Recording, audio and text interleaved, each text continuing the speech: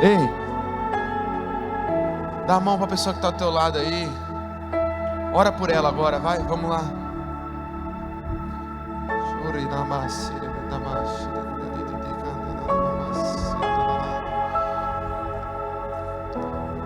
Vai lá, vai lá, vai lá. Será que a gente pode construir um altar de adoração aqui a Jesus? Será que a gente pode levantar o nome de Jesus aqui?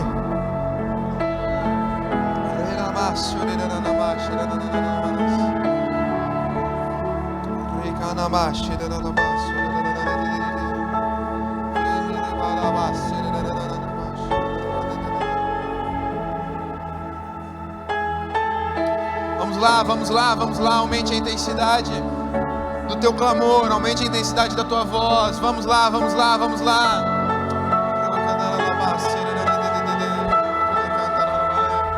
Vamos lá, vamos lá, vamos lá. Jesus, nós erguemos aqui nesta manhã um altar de adoração ao teu nome. Estamos aqui por tua causa, Jesus. Estamos aqui por tua causa, Jesus. Vem, vem, vem mais Espírito Santo. Mais Espírito Santo, mais Espírito Santo.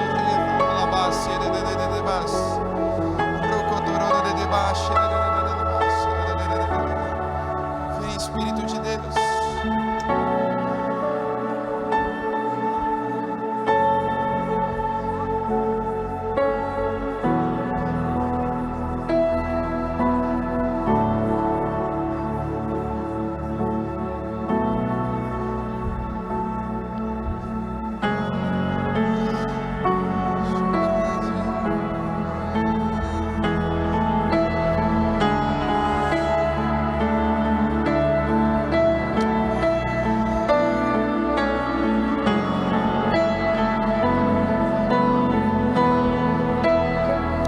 Jesus, estamos aqui por tua causa.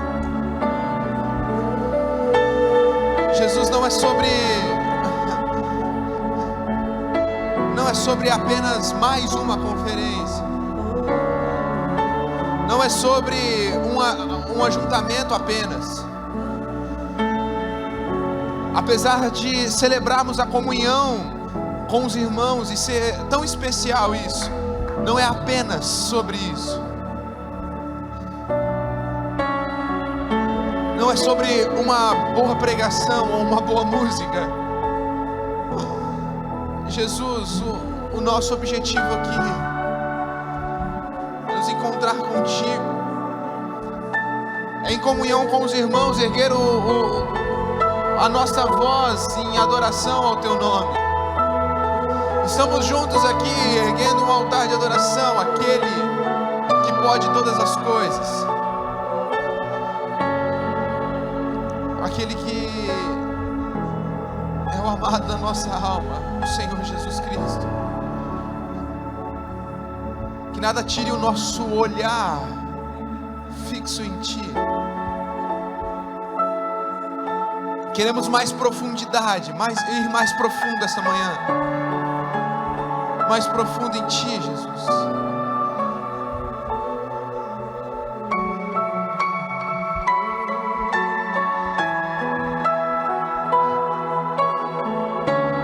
Sim, nós sabemos que o Senhor, como onipresente, está em todos os lugares. Mas nós sabemos que quando o Teu povo, quando a Tua igreja se reúne para num tempo como esse, num ambiente como esse, te buscar com sinceridade e intensidade, o Senhor se manifesta de uma forma diferente. Nós pedimos que a Tua presença manifesta continue nos tocando, nos mudando nesta manhã. E assim como o Senhor já tem feito desde o início dessa manhã, faz. Nós te amamos, Jesus, nós te amamos. Nós te amamos, Jesus. Muito obrigado, Jesus.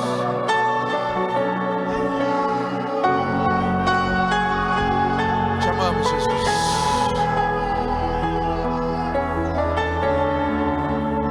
Obrigado.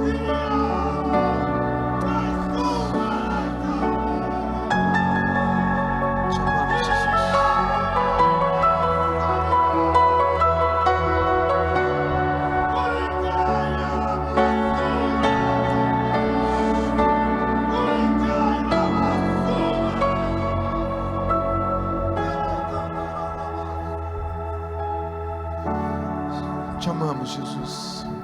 fala conosco. Te amamos, Jesus. Te amamos. Pedimos por mais.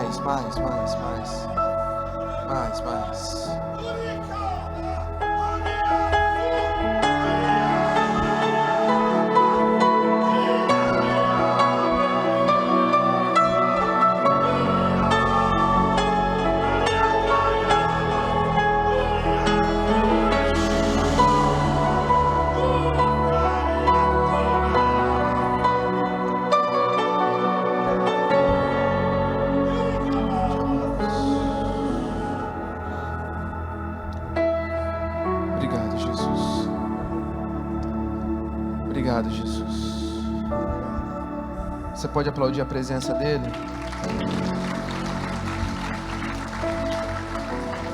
Pode se assentar.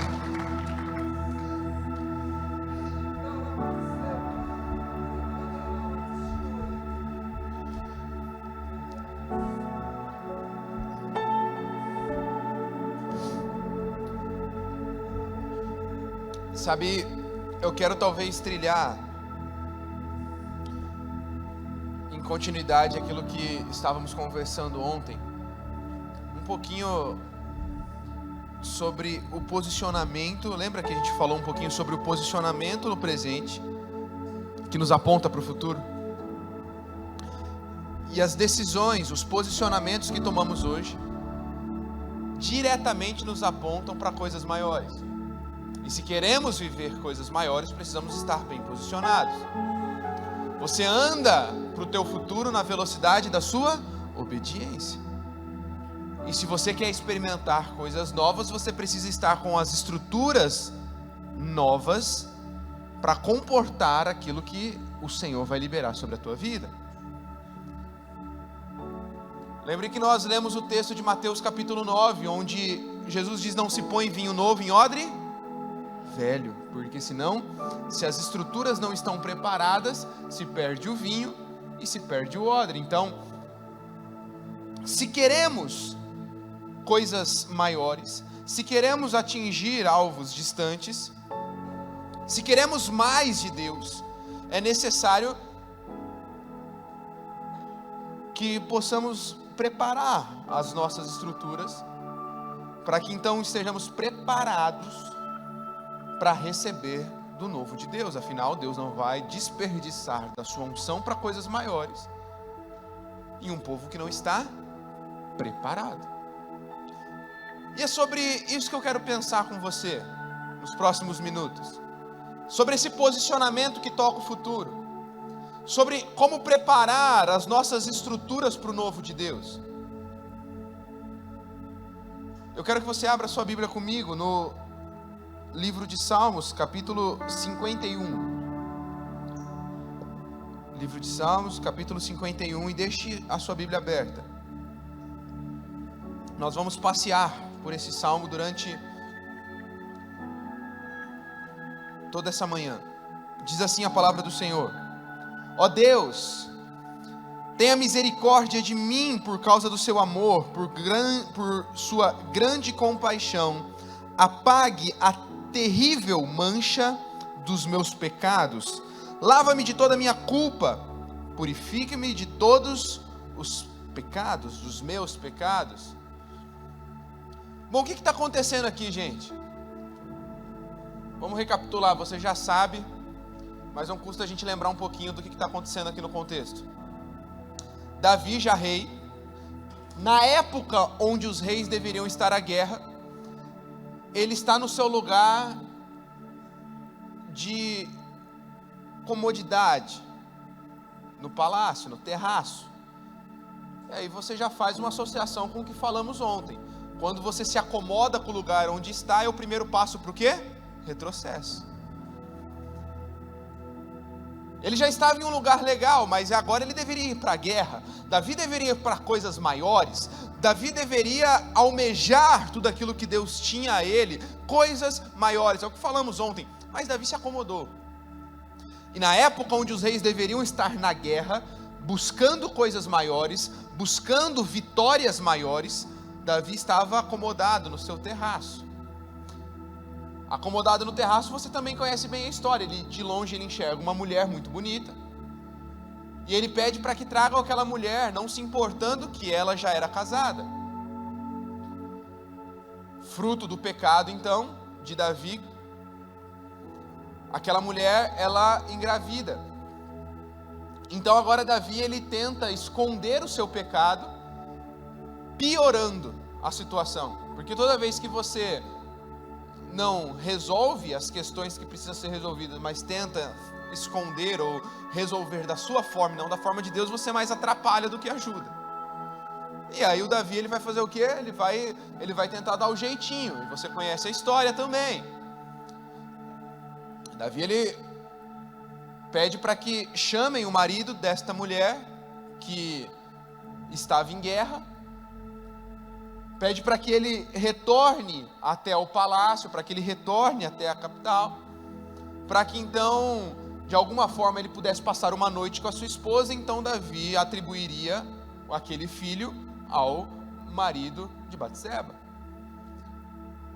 Aquele marido honrado, Urias, ele fala: não, meus amigos, os meus irmãos israelitas estão em guerra, eu não vou passar uma noite em casa. Ele passa a noite na porta do palácio. O plano de Davi vai por água abaixo. Então ele tenta de novo dar mais um jeitinho, e ele fala o quê? Ele manda uma carta a Joabe, oficial de guerra, falando: olha, eu quero que coloque Urias na frente de batalha. Coloque Urias na frente de batalha, deixa ele lá porque ele vai morrer. Todo mundo sabe que na frente de batalha são os primeiros que morrem, são os primeiros que são atingidos. E mal sabia Urias que ao levar aquela carta para Joabe, a mando de Davi, ele estava levando a sua própria condenação, a sua própria sentença de morte. Ele entrega então a Joabe, ele vai para a frente de batalha, morre em guerra. Davi acha que as coisas estão tranquilas. Ele traz Batseba para o palácio para morar com ele. O filho nasce. E então, um dia Davi está no seu palácio e chega um profeta chamado Natã. O profeta Natã chega contando uma história fictícia a Davi, dizendo: olha, haviam duas pessoas. Um não tinha nada, tinha poucos cordeirinhos, e o outro tinha uma infinidade de cordeiros, de gados no pasto. E esse que tinha tantos gados, tantos cordeiros no pasto, pega e vai lá e rouba a única cordeirinha, o único cordeirinho que tinha do seu irmão, que não tinha nada. O que você acha disso? E Davi fala assim: que morra esse, que morra esse camarada que fez isso. E então Natã, o profeta, aponta para Davi e diz: você é essa pessoa. Uau, imagina o rei tomando um dedo na cara do profeta: você é essa pessoa. Naquele momento é descortinado dos olhos de Davi o que ele havia feito. Não que ele não soubesse o que tinha feito, ele sabia que estava errando. Mas naquele momento, quando o profeta confronta Davi, a máscara cai e Davi precisa admitir que tinha feito coisas terríveis contra o Senhor. Sim, contra o Senhor. Não era contra Urias, não era contra Batseba, era contra o Senhor. Então Davi, ele se veste de panos de saco e ele inicia um jejum em arrependimento ao Senhor. Ao mesmo tempo, ele descobre que, como consequência do seu pecado, o filho que havia acabado de nascer estava muito doente. Então Davi agora ele começa a chorar muito por esse menino.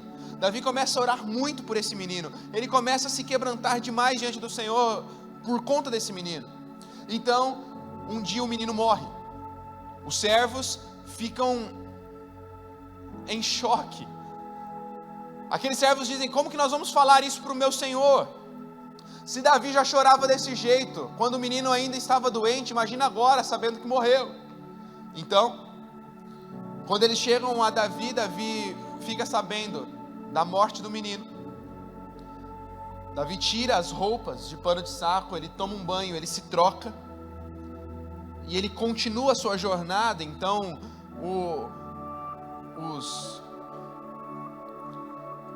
os guardas, os oficiais, os mensageiros começaram a ficar em choque.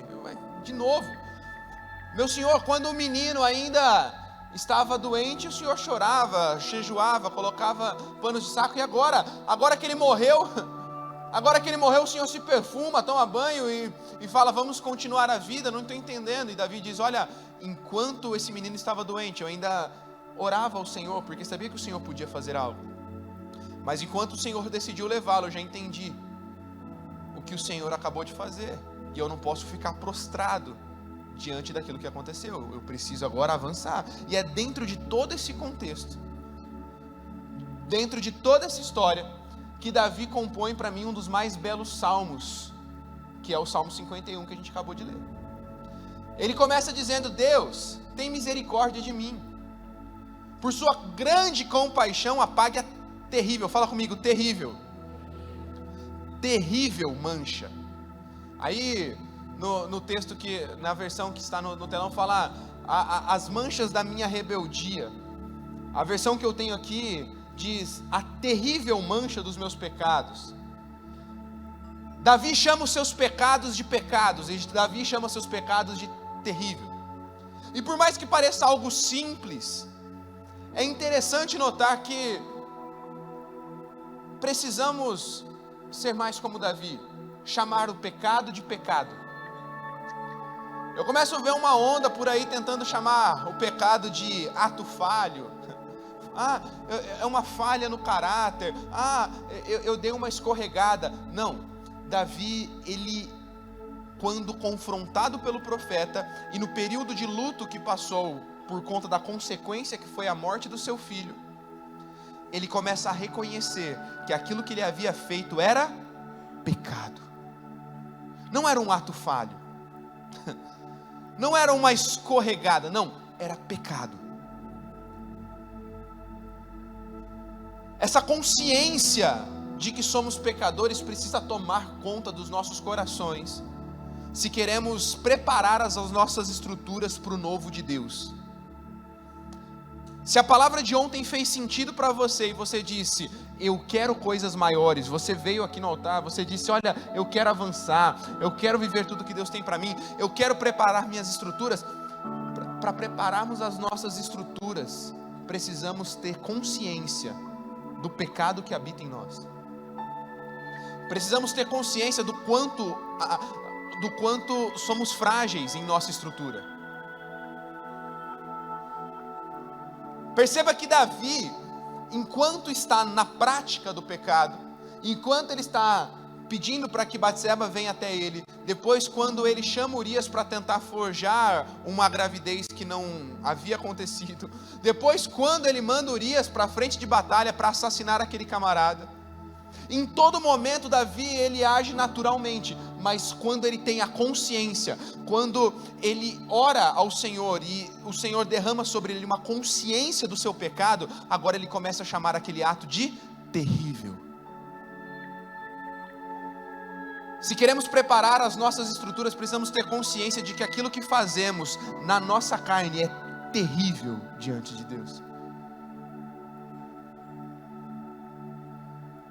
Sabe,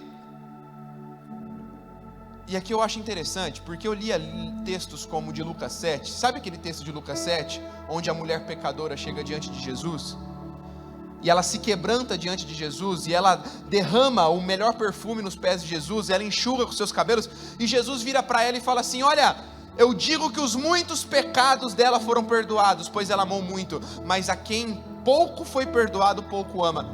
Quem que conhece esse texto? Todo mundo. Eu não sei você, mas quem aqui, vamos fazer uma pesquisa de campo, quem aqui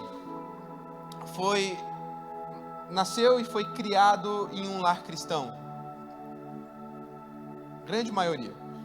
Vê se você se identifica comigo.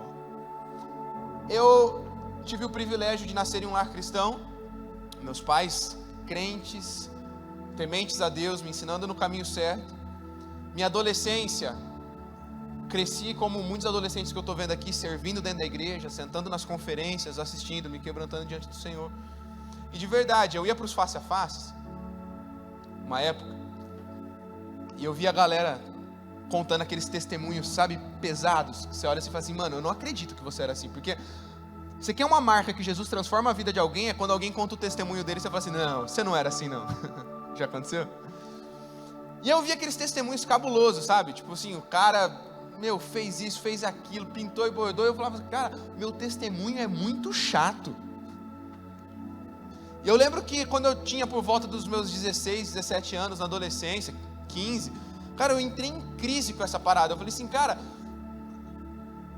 será que eu amo pouco? Porque Jesus está falando, a quem muito foi perdoado, muito ama. A quem pouco foi perdoado, pouco ama.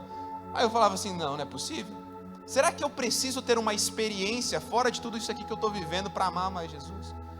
Não sei se é só comigo, mas eu conversando com alguns adolescentes lá, eu percebi que essa noia gira muito na cabeça de alguns adolescentes que foram criados dentro de um lar cristão.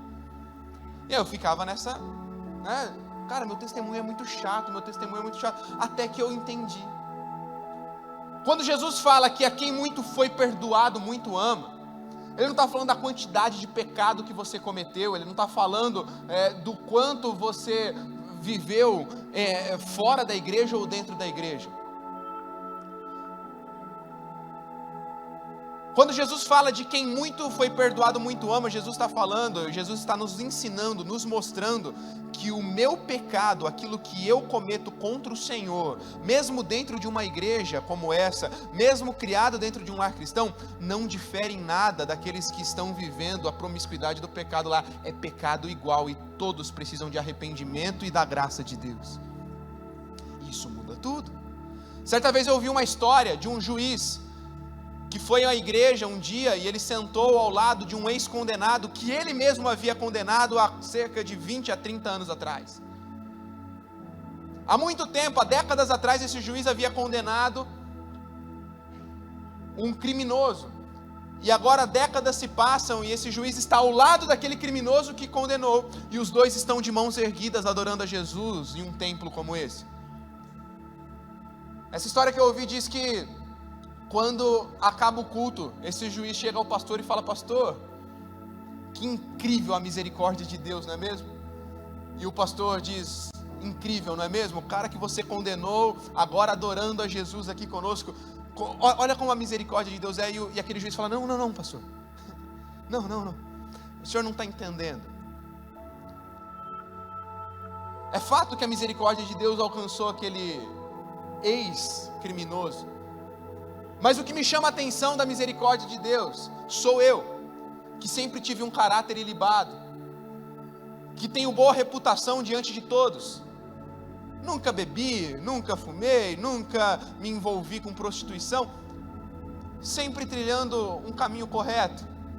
Mas quando a presença de Deus invadiu esse ambiente, eu me sentia tão pecador quanto aquele ex-criminoso, e nós estávamos em pé de igualdade diante do Senhor, porque só a graça de Jesus podia nos levar para a presença dEle. Uau. Essa história me impressiona tanto, porque se você que levantou a mão, se eu e você que fomos criados em um lar cristão, dentro da presença de Jesus, não observarmos esse detalhe, se não entendermos isso, cairemos num grande erro, que é uma religiosidade, de nos acharmos superiores a alguém, de acharmos que, Jesus fez menos força para me salvar do que fez para salvar o outro. Não existe isso. A graça de Jesus que precisou, que foi o sacrifício de Jesus que foi necessário para alcançar aqueles que ainda virão, aqueles que ainda se achegarão a esta casa, a esta família, em nome de Jesus, nos próximos anos, é a mesma graça e é o mesmo sacrifício que foi derramado por mim e por você. E essa convicção e compreensão de pecado nunca pode sair dos nossos corações. A convicção que somos pecadores, a convicção que precisamos da graça de Deus, a convicção que o pecado que habita em mim é destrutivo, nunca pode ser ignorada ou perdida. É por isso que Davi, depois de falar: o meu pecado é terrível, ele continua dizendo, versículo 3: eu reconheço que pequei, e o meu pecado me persegue dia e noite. Fala comigo: reconhecimento. Ei, Deep, você não vai agredir o impossível sem encarar o impossível. Eu vou repetir, você não vai agredir o impossível sem encarar o impossível. Se para você é impossível vencer as lutas, as tentações e os pecados que estão diante de você, você nunca vai vencê-los se não encarar eles. O problema é que tem gente que não reconhece, tem gente que prefere fingir que eles não existem. E não só em questão sobre pecado, mas em todas as áreas da vida cristã. Eu gosto de quando Josué vai assumir o legado de Moisés, quando Josué vai começar a liderar o povo, qual que é a primeira coisa que Deus fala para Josué? Vamos ver se tem crente aqui. Qual que é a primeira coisa que Deus fala para Josué? Você não vale, Miguel, que você já ouviu essa mensagem. Hã? Não é seja forte e corajoso, é muito bom. Hã? Não, quase. Sabe qual que é a primeira palavra de Deus? Pode olhar lá depois, a primeira palavra: meu servo Moisés morreu. Que encorajador, hein? Meu servo Moisés morreu, pois Josué precisava encarar a realidade, que agora ele estava sozinho.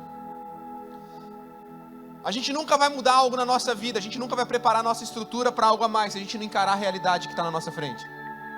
Mas tem gente que prefere entrar num mundinho paralelo e falar, ai, não tem dificuldade, não tem luta, não tem tentação. Não, ai, eu sou mais que vencedor. Sim, você é mais que vencedor para encarar o pecado que habita em você e para vencer ele. Mas você não vai vencer ele se ignorá-lo, você vai vencer se confrontá-lo. Imagina um boxeador, um lutador de MMA entrando no ringue e virando as costas para o oponente,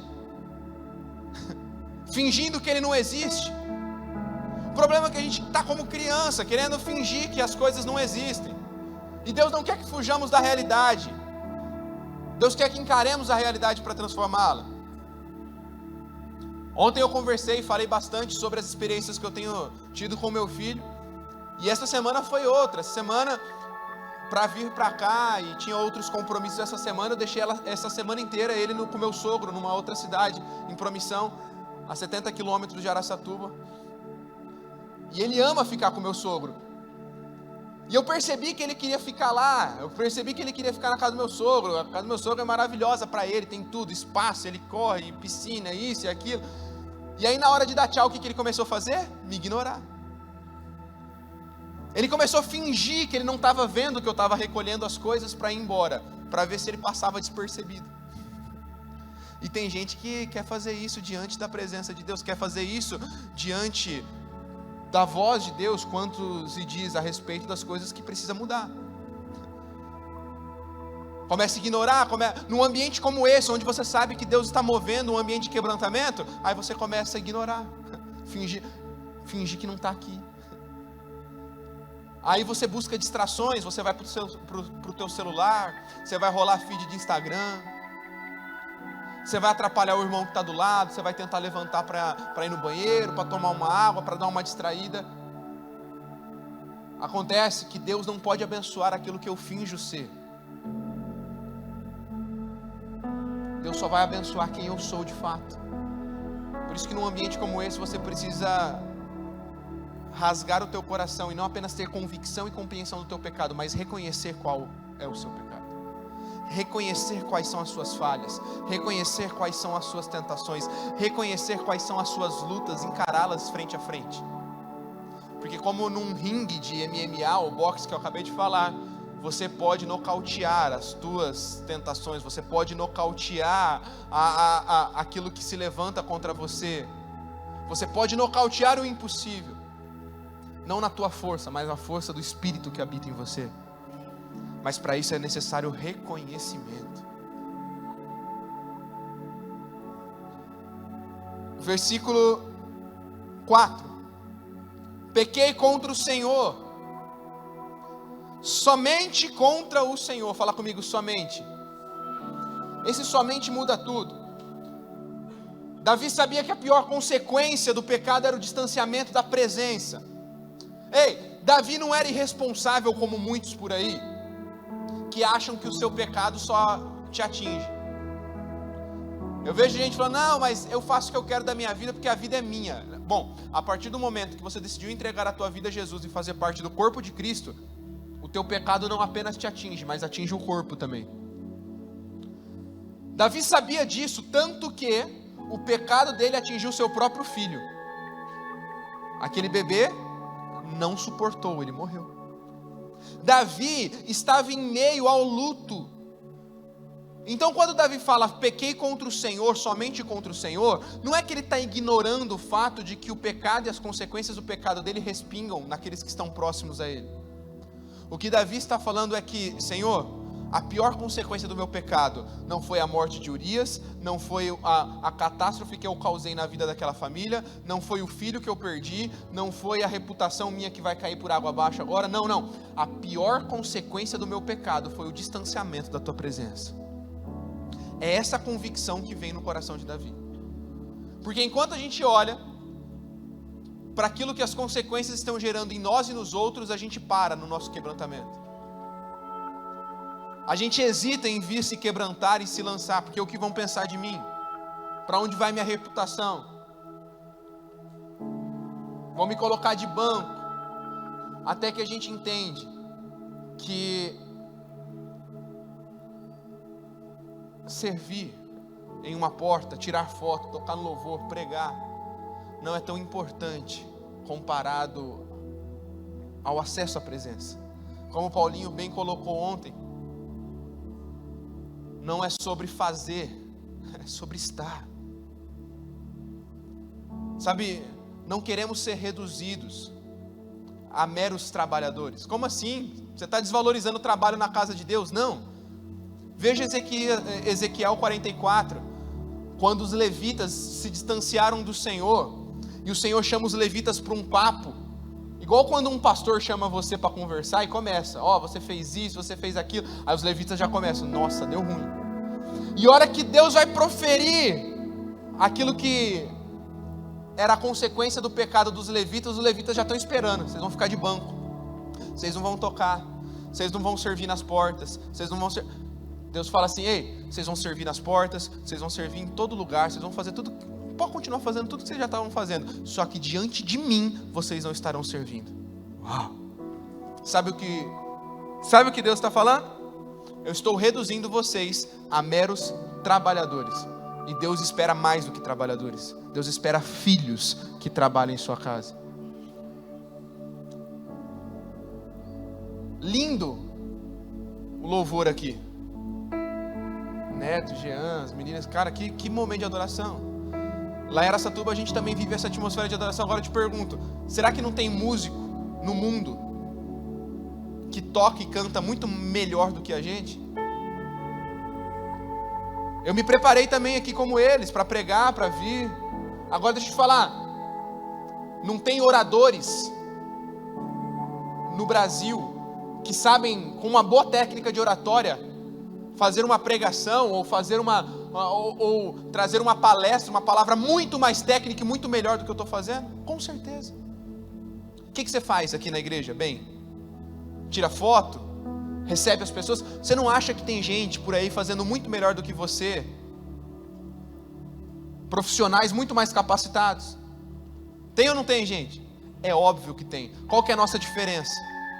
Além do que a gente faz bem porque a gente se prepara para o Senhor, a gente faz para o Senhor, e esse é o diferencial. O que Deus está falando é que se há pecado, o que Deus está falando é que se não há quebrantamento, se não há reconhecimento, Ele nos reduz a meros trabalhadores. Eu não quero ser apenas um palestrante, eu não quero ver apenas cantores, eu não quero ver apenas recepcionistas, fotógrafos ou filmmakers, não. Não foi para isso que o Senhor Jesus nos chamou. O nosso primeiro chamado é para se relacionar com Ele.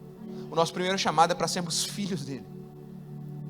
E através da nossa filiação em Jesus nós servimos. E aí Davi ele diz, olha, eu sei que o Senhor, lá no versículo 4 ainda, ele diz assim, eu sei que o Senhor condena o mal, e tem toda razão em castigar, o seu julgamento é perfeito e justo. O fato é que eu já nasci pecador, e desde o momento em que minha mãe me deu à luz, a sua vontade é ver a verdade no meu coração. Ensina-me a sabedoria no seu coração. E no meu coração ele fala: eu sei que a sua vontade é ver a verdade. Deus quer ver um coração sincero, sem máscaras. É de fato a consciência e o reconhecimento, a sinceridade. Preste atenção agora aqui, que aqui é uma parte muito importante do texto. Ele diz agora, verso 7: limpa-me com o hisopo e ficarei puro. Lava-me e ficarei mais branco que a neve. Eu gosto dessa versão que fala: limpa-me com o hisopo. O hisopo, vamos pensar um pouquinho sobre isso. O que é isso? O hisopo, ele é uma planta. Ela é citada na Bíblia, utilizado no Velho Testamento em rituais de purificação dos judeus, por ter folhas que absorvem o líquido. Ele era amarrado em forma de molho, utilizado como uma espécie de pincel. Ele era utilizado para aspergir, respingar um líquido, água, sangue ou vinagre. Davi poderia ter falado: olha, me limpa com sabão, me limpa com isso, não sei qual que eram as técnicas da época, ou me limpa com água. Não, ele fala: purifica-me com o hisopo. Quando eu olho para Êxodo capítulo 12, versículo 22 a 23, quando Deus tira o povo do Egito, lembra que o povo estava escravo no Egito e agora eles precisavam ser libertos, então Deus envia algumas pragas ao faraó, para que o faraó então comovesse ou quebrantasse o seu coração. E qual que era a última praga enviada a faraó e ao povo do Egito? A morte dos primogênitos. E quando Deus dá essa ordem, ele fala: olha, para que quando o anjo da morte chegar, ele não mate os seus primogênitos, o anjo da morte não vai entrar na casa que tiver aspergido sangue nos umbrais das portas. E este ato simbolizava futuramente o sacrifício do Cordeiro perfeito, que não nos deixaria agora ser encontrados pela morte espiritual, amém? Então, nesse ritual, se você for ler lá em Êxodo capítulo 12, ele é feito com o hisopo. Eles pegam o hisopo, que é essa planta, eles faziam feixes dele, eles molhavam no sangue e aspergiam nos umbrais das portas. Quando Davi escreve: purifica-me com o hisopo, Davi está atingindo aqui uma memória de todos aqueles que conheciam a lei do Senhor. Ele está fazendo uma clara referência do Cordeiro perfeito, o único que tira o pecado do mundo. Davi está nos ensinando aqui que só a cruz que viria adiante seria a resposta à queda humana. Ei, boas obras, servir no templo, como eu acabei de falar, ter uma boa ética, uma boa cidadania, não vai te fazer viver coisas maiores e preparar tua estrutura para o novo. É só a cruz que nos lava e nos tira o pecado. E eu acho interessante falar sobre isso, porque ficou em alta entre nós cristãos, e está muito certo, eu também fiz muito isso nos últimos anos, defender a famosa pauta dos costumes. E é errado? Não, de jeito nenhum. Podemos e devemos estar mais em debates que visam defender a nossa fé e os nossos costumes também como cristãos, mas não confunda isso com pregação do evangelho. Olha para mim, uma agenda moral cristã nunca fará sentido para um não cristão, porque para eles é loucura, já diria 1 Coríntios 2,14. O problema é mais profundo. Quando a gente fala de pautas de costumes, de perversões morais, de coração corrompido pelo pecado, o problema é mais profundo. Não é só sobre tentar ensinar a um povo como se comportar. Se não apresentarmos Jesus e a cruz para o mundo, eles nunca vão se comportar de um jeito ético e moral. É por isso que nesses tempos tão difíceis que a gente vive, alguns me perguntam: como que a gente vai mudar a sociedade, como que a gente vai mudar o Brasil? A estratégia sempre foi e sempre será a mesma. A gente precisa expor, a gente precisa apresentar para esse povo a cruz de Cristo. Porque tem gente que acha que só de ter bons costumes, boas pautas morais, parecer bonitinho diante da sociedade está cumprindo uma boa missão. A nossa missão foi nos dada na cruz, e é essa cruz que nós precisamos levar como missão ao mundo. Fala comigo, só a cruz. Só a cruz pode preparar nossas estruturas para o novo. Eu não quero tornar esse ponto que eu toquei simplista demais. É óbvio que precisamos de estratégias em tantas outras esferas da sociedade para mudar a nossa nação. Mas o que eu estou propondo para você é que, se também não apenas no individual, mas no coletivo, como igreja e como nação, nós queremos viver coisas maiores, nós queremos viver o melhor, a gente precisa voltar ao único passo que pode de fato mudar tudo à nossa volta: a cruz de Cristo. É isso que Davi está falando. É isso que Davi está falando. A cruz de Cristo. Versículo 8. Faça-me ouvir de novo sons de alegria e felicidade. Os ossos que o Senhor esmagou se alegrarão novamente. Não fique olhando para os meus pecados, apague minhas faltas. Crie em mim, ó Deus, um coração puro. Coloque em mim pensamentos e desejos limpos e sinceros. Olha aqui, não me expulse da sua presença, nem tire de mim o teu Santo Espírito. Uau. De novo, me dê a alegria da tua salvação e conserve em mim um espírito desejoso a te obedecer. Aqui para mim é o ponto chave do texto. Depois que Davi ele discorre sobre tudo isso, ele volta novamente para aquilo que nós já estávamos conversando, dizendo: Senhor, não tires de mim o teu espírito, não me apartes da tua presença, porque não tem como preparar a minha estrutura para o novo se não for com o Espírito Santo. Não tem como eu preparar a minha estrutura para o novo se não for dentro da presença, mergulhado na presença. E para isso eu quero terminar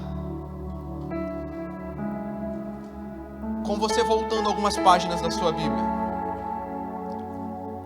Salmo 42.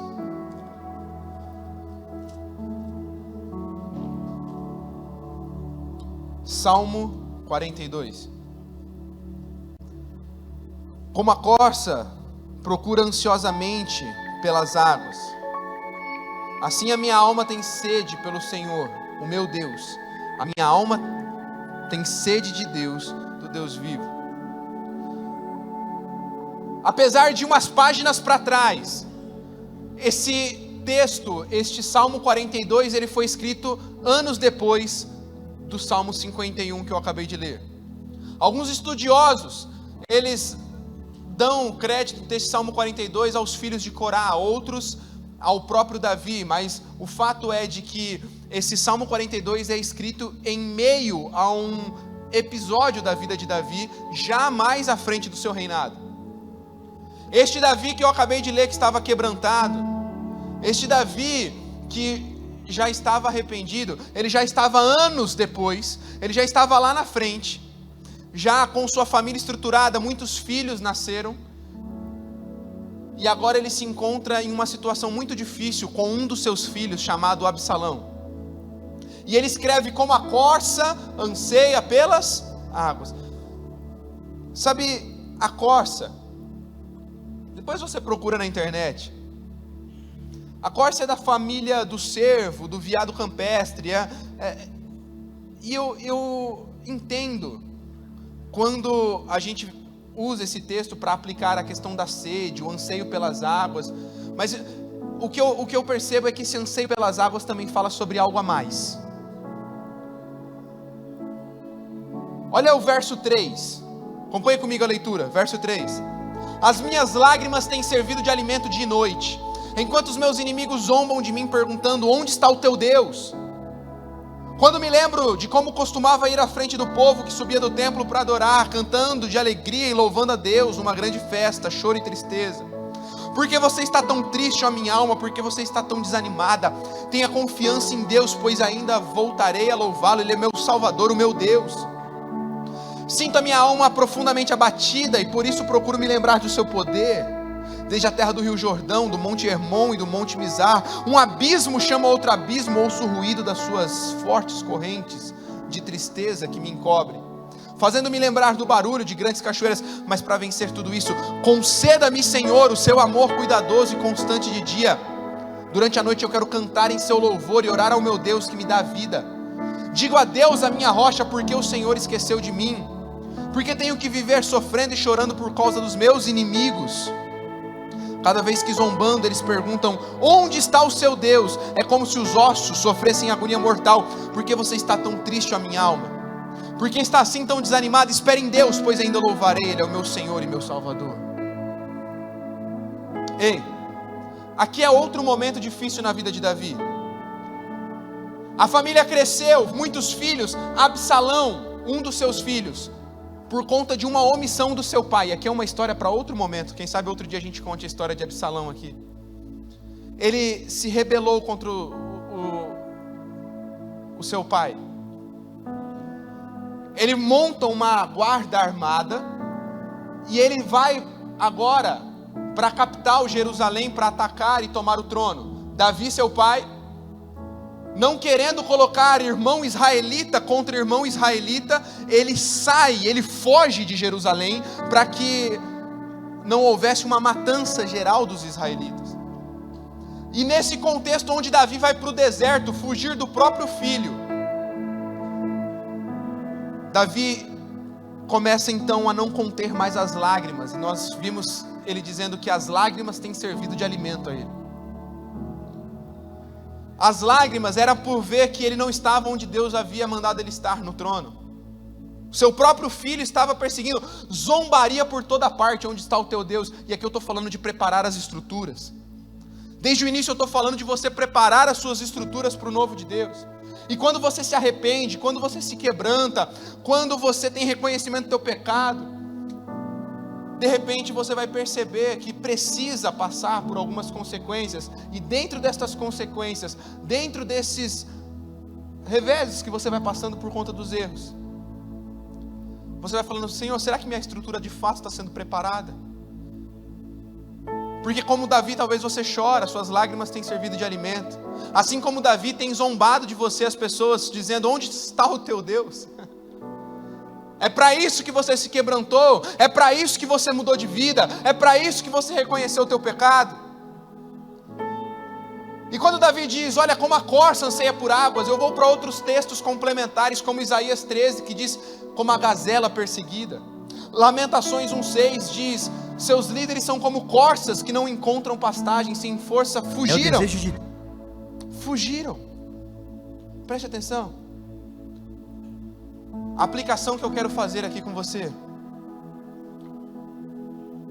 da corça ansiando por águas, é de um animal fugindo,